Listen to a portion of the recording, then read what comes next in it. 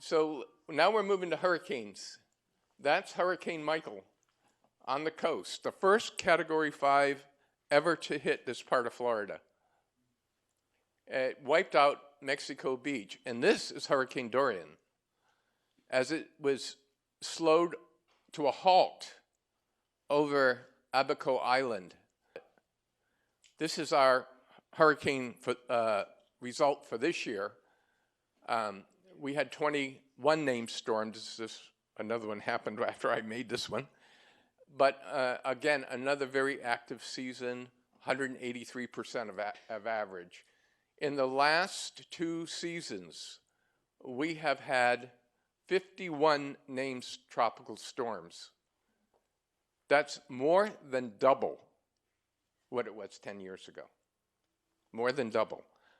I don't think this pace will hold, but the trend is not your friend in this regard.